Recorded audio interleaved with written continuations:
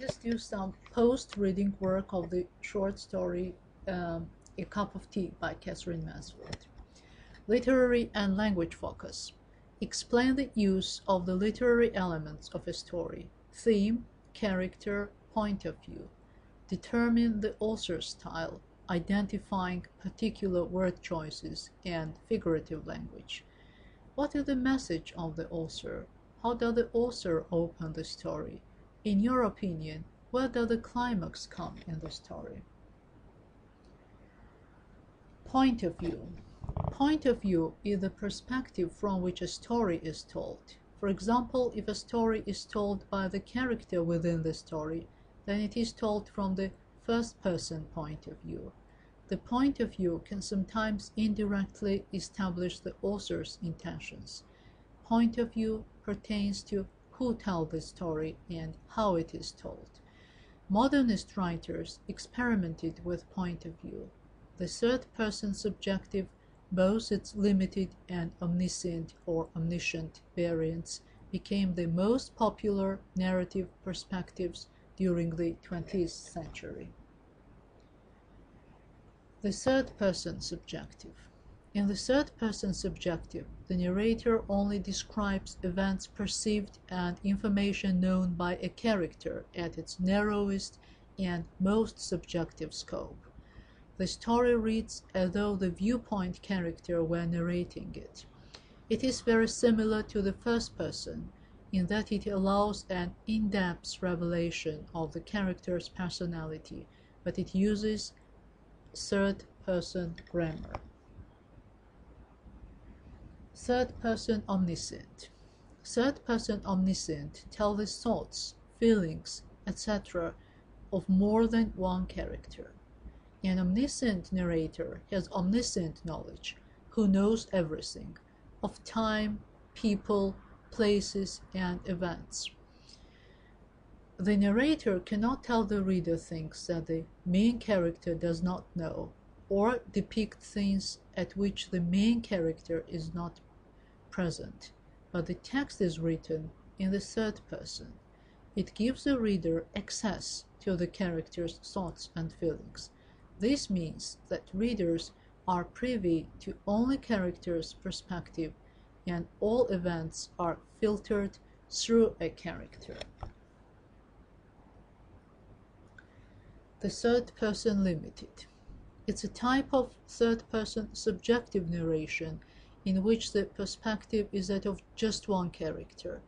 In that mode, the reader is limited to the thoughts of the focal character, as in the first-person mode. Mansfield usually employs a casually assumed third-person limited point of view. This means that the knowledge of the storyteller is limited to the internal state of one character. So, from what point of view is the story A Cup of Tea written? Style. Kithra Mansfield's short stories are mostly written under the modernist literature movement. She employs a style that is distinctly modern in its use of impressionistic detail and stream of consciousness narrative method. These stylistic features also characterize the works of Virginia Woolf, Dorothy Richardson, and other innovative writers of the 1920s and 1930s. According to critics, with her contemporaries James Joyce and Virginia Woolf, Kithra Mansfield forms part of the literary avant-garde whose innovations in the second and third decades of the 20th century signaled the emergence of modernism.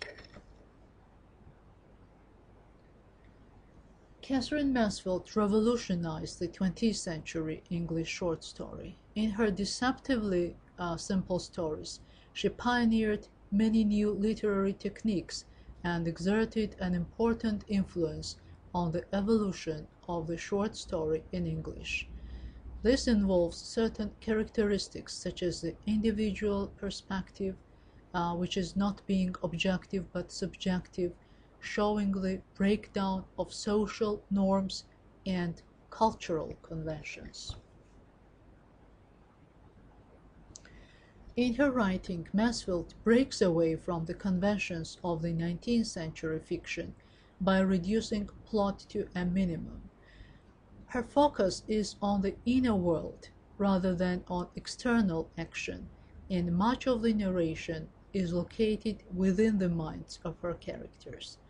Mansfield's place in Western literature has been assured by her technical achievements, but she owes her lasting popularity with her readers to the elegance of wit of her writing. Literary Impressionism. The term literary impressionism is used to describe a work of literature characterized by the selection of a few details to convey the sense impressions left by an incident or scene. This style of writing occurs when characters, scenes, or actions are portrayed from a subjective point of view of reality. Impressionistic literature can basically be defined as when an author centers his story or his attention on the character's mental life, such as the character's impressions, feelings, sensations, and emotions, rather than trying to interpret them. Authors such as Virginia Woolf, Joseph Conrad, His Heart of Darkness and the Lagoon, and Katherine Mansfield are among the foremost creators of the time.